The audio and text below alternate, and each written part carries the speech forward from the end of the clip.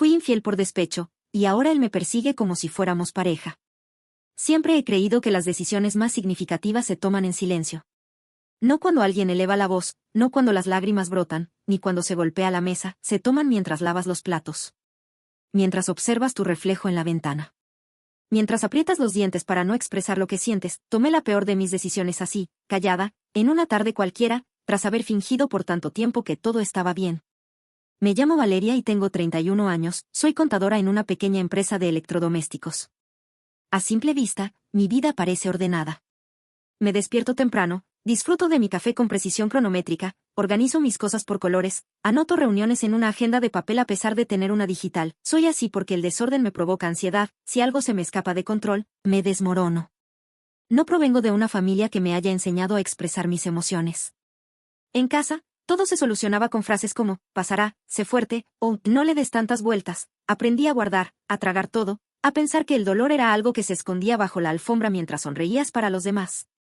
Quizás por eso, he sido lo que los otros querían. La hija ejemplar, la novia comprensiva, la empleada cumplidora, la amiga que escucha, hasta que llegó un momento en que ya no sabía quién era fuera de todo eso. Comencé a sentirme vacía. Y cuando te sientes así, cualquier cosa parece una salida, pero eso lo comprendí mucho después. A Nicolás lo conocí en una cena a la que ni siquiera quería asistir. Había tenido una semana terrible en el trabajo y lo último que deseaba era sentarme a hablar con extraños mientras me dolía la cabeza de tanto sonreír. Pero una amiga insistió. Me dijo que necesitaba distraerme, que el restaurante era bonito, que me hiciera un favor, y fui. Nicolás estaba ahí por casualidad.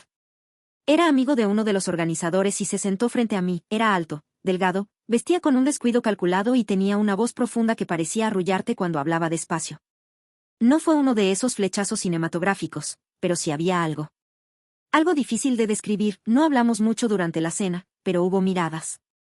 Y al despedirnos, me pidió mi número con una naturalidad que no me dejó espacio para negarme. A los 2 días me escribió, a la semana nos encontramos para tomar algo. Y a partir de ahí, comenzamos una historia que al principio parecía perfecta. Nicolás era todo lo contrario a mis relaciones anteriores, no tenía ese aire posesivo ni ese egoísmo disfrazado de romanticismo. Era sencillo, maduro, atento. Me hacía reír con su humor sarcástico, me hablaba de películas que no conocía y cocinaba como si cada plato fuera una forma de decir te quiero. No tardó en convertirse en parte de mi rutina. Me buscaba después del trabajo, me acompañaba al supermercado, se aprendió el nombre de mi gato aunque siempre decía que no le gustaban los animales, conoció a mi familia, a mis amigas, y todos lo aprobaban como si fuera un premio que finalmente había ganado después de tantos errores. Y yo, que venía tan herida, me aferré a él como si fuera un salvavidas en medio del océano. A los 8 meses de relación nos mudamos juntos, el apartamento no era grande, pero era acogedor. Yo puse mis plantas, él colgó sus pósters de cine independiente. Nos repartíamos las tareas sin discusiones, por primera vez sentía que podía relajarme, que no necesitaba estar en guardia todo el tiempo, que amar no era sinónimo de sufrir. Me costó, al principio, dejarme cuidar. No estaba acostumbrada a eso, pero Nicolás lo hacía fácil. Me abrazaba cuando me encerraba en mi mundo. Me escuchaba sin juzgar, me dejaba llorar sin pedirme explicaciones. Él decía que conmigo había encontrado algo que nunca había sentido con nadie. Y yo comencé a creer que esta vez sí, que esta vez, por fin, me estaban amando bien. Pero el problema nunca fue él. Fui yo y mi forma de no saber qué hacer con tanto amor cuando venía sin tormenta. Mudarse con alguien puede ser mágico o puede convertirse en un espejo que no perdona. Con Nicolás al principio fue lo primero, la emoción de compartir el cepillo de dientes, de comprar juntos la mesa del comedor, de discutir si la alfombra debía ser azul o beige. Nos reíamos mucho. Hacíamos planes de fin de semana en el sofá, con una manta sobre las piernas y las luces apagadas, hablando como si el futuro nos estuviera escuchando desde la cocina. Los primeros 3 meses fueron como una luna de miel doméstica. Cocinábamos juntos. Él me traía café a la cama los domingos, yo dejaba post-its con frases tontas en la puerta del refrigerador. Teníamos sexo con ternura, con lentitud, con curiosidad todavía intacta. Y cuando discutíamos, porque claro, discutíamos, lo hacíamos desde la calma, eso pensábamos. Con el tiempo, las risas fueron bajando el volumen. Las tareas del hogar se convirtieron en rutina, no en diversión. El trabajo empezó a absorbernos más, y cuando volvíamos cansados por la noche, solo queríamos silencio, yo me refugiaba en mis libros. Él en sus videojuegos. Dormíamos en la misma cama, pero a veces parecía que estábamos a kilómetros, los pequeños gestos empezaron a desvanecerse. Ya no me traía café a la cama. Ya no le dejaba post-its, comíamos cada uno mirando su celular, sin hablarnos. Yo lo justificaba todo, es normal, me decía. Todas las parejas disminuyen la intensidad, pero una parte de mí extrañaba lo que fuimos. Y otra empezaba a sospechar que tal vez, solo tal vez, yo necesitaba algo más. Pero no dije nada, no quería parecer desagradecida. No quería ser la que siempre se queja. Así que lo oculté bien, con una sonrisa, con un todo bien, con una falsa estabilidad que poco a poco se convirtió en una cárcel. Fue ahí donde comenzó a crecer el resentimiento. No contra Nicolás, sino contra mí. Por no decir lo que sentía, por no saber cómo pedir lo que necesitaba. Por no atreverme a reconocer que me estaba apagando. Al principio, intenté recuperar lo perdido, propuse salidas. Escapadas de fin de semana. Cenas en restaurantes que antes nos hacían reír, pero Nicolás siempre tenía una excusa. Estoy cansado, mejor vemos una película en casa, todo está muy caro. A veces lo aceptaba, a veces insistía. Y cuando me esforzaba en arreglarme para salir, él ni siquiera lo notaba. Recuerdo una noche, una en particular, que me marcó más de lo que debería. Me había comprado un vestido rojo, uno que había visto en una tienda y que me encantó apenas lo toqué. Me lo puse un viernes, después de bañarme, con un poco de maquillaje y el cabello suelto. Bajé al salón donde él jugaba en su consola y le dije, ¿vamos a tomar algo? Ni me miró. Solo dijo, ¿hoy? Estoy en medio de una partida, ¿no puede ser mañana? No dije nada.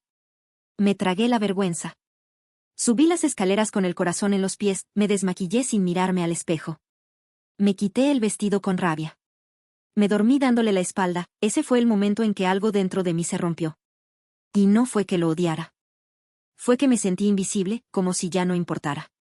Después de eso, empecé a salir sola. Primero a escondidas, luego sin explicaciones. Me iba con mis amigas a tomar algo. A veces con compañeros de trabajo, otras veces, solo caminaba por la ciudad para no tener que estar en casa escuchando ese silencio espeso que había entre nosotros. Fue en una de esas salidas que conocí a Samuel. Fue en un bar del centro, un jueves cualquiera. Yo había ido con una compañera del trabajo que se fue temprano, dejándome sola con un gin tonic a medio vacío. Samuel estaba en la barra, sentado con un vaso de whisky y una camisa celeste remangada. Me miró, le sonreí. Me sonrió. Así empezó todo, hablamos como si nos conociéramos de antes. Tenía una voz profunda y una forma de mirarte que te hacía sentir importante. Me hizo reír, me preguntó cosas que Nicolás no me había preguntado en meses. Me dijo que le gustaba mi forma de mover las manos al hablar. Que tenía una sonrisa que desarmaba. No pasó nada esa noche. Pero me fui con su número guardado en el celular y una idea peligrosa en la cabeza. No quería a Samuel, no me gustaba de verdad. Solo quería sentirme deseada. Vista, deseada de nuevo. Y no lo supe entonces, pero esa fue la puerta que abrí y que nunca más pude cerrar. Fue una noche que no debí vivir, una noche que, si pudiera retroceder el tiempo, cambiaría por silencio, por soledad, por cualquier cosa menos eso. Pero estaba herida, molesta, llena de rabia contra Nicolás y también contra mí.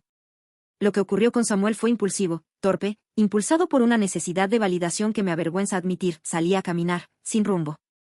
Terminé, como sin querer, en el mismo bar donde había conocido a Samuel.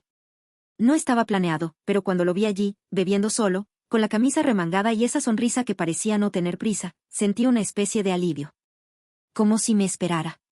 No hablamos mucho, me bastó una frase y su respuesta. ¿Te gustaría ir a otro lugar? Asentí. Subimos a su coche, me llevó a su departamento, pequeño, sin decoración, con olor a incienso. Me ofreció vino, pero no lo bebí.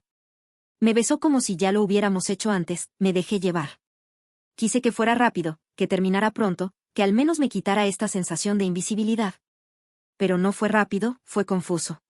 Mezcla de culpa, de deseo falso, de rabia mal dirigida. Terminé llorando en su baño cuando él ya dormía y me fui sin cerrar la puerta. Volví a casa pasadas las 3. Nicolás dormía con el brazo en mi almohada. Me acosté a su lado en silencio, sabiendo que había cruzado una línea, y no por amor. Ni siquiera por deseo. Por venganza, por vacío. Quise dejarlo ahí. Quise que fuera una noche aislada, pero Samuel no me lo permitió. Al día siguiente no me atrevía a mirar a Nicolás a los ojos. Me sentía sucia, frágil, cobarde, fingí estar enferma. Él me trajo sopa, me besó la frente, me arropó. Cuanto más tierno era él, más monstruosa me sentía yo. Quise olvidarme de Samuel. Quise pensar que él también entendería que fue solo una noche. Una equivocación, pero Samuel empezó a escribirme. Primero con ligereza. ¿Cómo amaneciste, hermosa? Luego, con insistencia, ¿te extraño, cuando repetimos? Yo no respondía. O respondía con evasivas. No debería, no fue correcto, pero él no se detenía. Me mandaba fotos. Comentarios de doble sentido, mensajes de voz a las 2 de la madrugada. Incluso un día me mandó flores a mi trabajo. Sin remitente, pero su letra estaba en la tarjeta, me asusté. Le pedí que se detuviera. No puedes hacer esto, le escribí una noche, fue solo una vez. No va a pasar de nuevo. Me contestó en segundos, una noche que no fingiste, Valeria. Yo te sentí. No me mientas, no sabía qué decir. No me sentí fuerte para ser más dura. Tenía miedo de que Nicolás notara algo, empecé a borrar los mensajes, a borrar las llamadas, a vivir en paranoia. Ya no dormía bien. Ya no me sentía segura en casa, y todo era culpa mía. Un día, Samuel apareció fuera de mi edificio. Yo salí a comprar pan y lo vi parado en la acera, con los brazos cruzados y esa mirada de tú y yo tenemos algo pendiente, necesito hablar contigo, en serio, dijo. No, Samuel. Ya está, ya fue. No me trates como un error. Yo te di algo que él no da, temblé. Literalmente temblé, me sentí atrapada. Me sentí acechada. Y lo peor, me sentí merecedora de eso, porque yo lo había comenzado. Porque, aunque no sabía cuánto daño iba a hacer, había abierto una puerta. Y ahora no sabía cómo cerrarla sin que todo se derrumbara, volví a casa corriendo. Me encerré en el baño. Lloré, pensé en confesarle todo a Nicolás. Pero cuando lo vi cocinando para mí, tarareando una canción que le gustaba, me paralicé. Él era mi paz, Samuel era mi caos. Pero el caos me seguía a pasos. Y por primera vez en mi vida, entendí lo que era ser perseguida no por un hombre, sino por mis propias decisiones. Los días siguientes a ese encuentro en la acera fueron un calvario.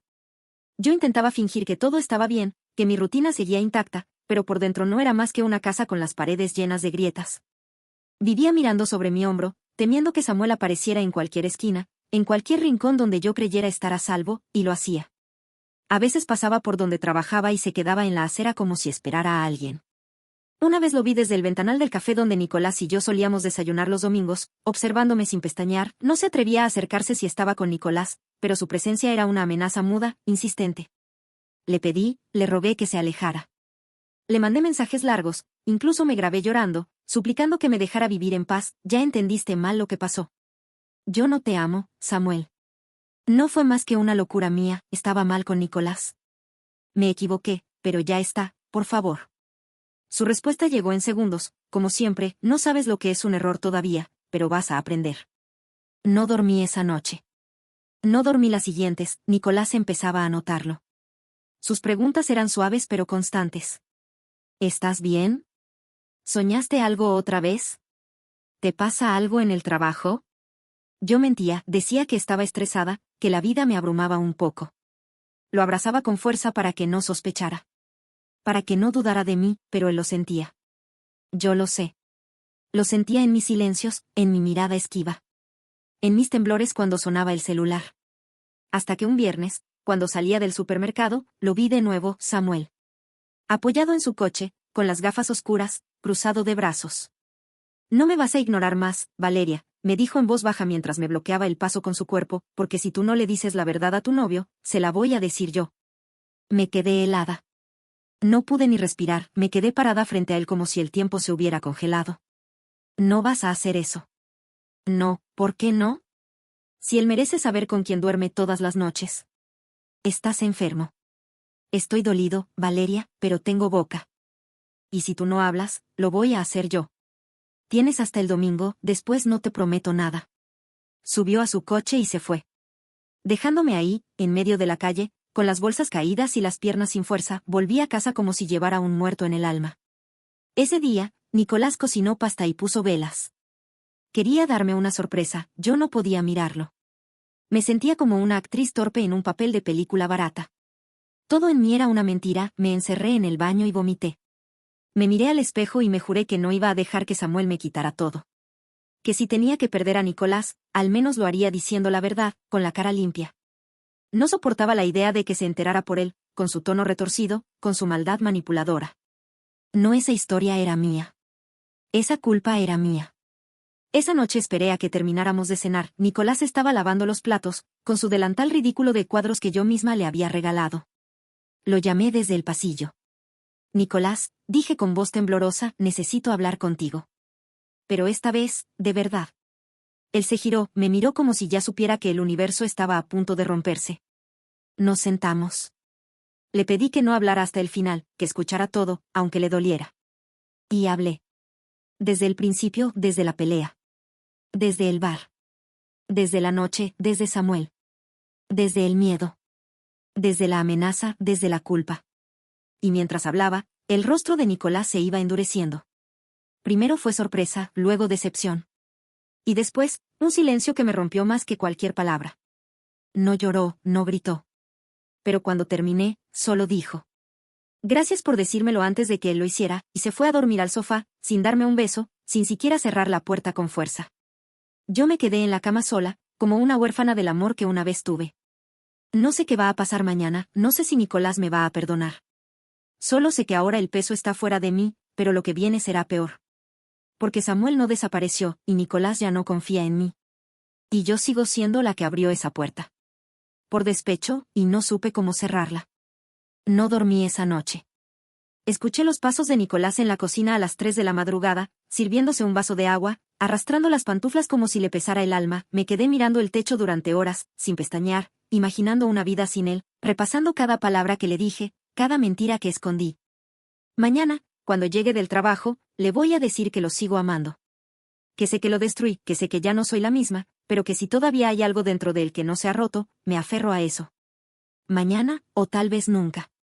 Porque a veces, el daño es tan profundo que no hay después, y uno se queda solo con el peso de su propio error.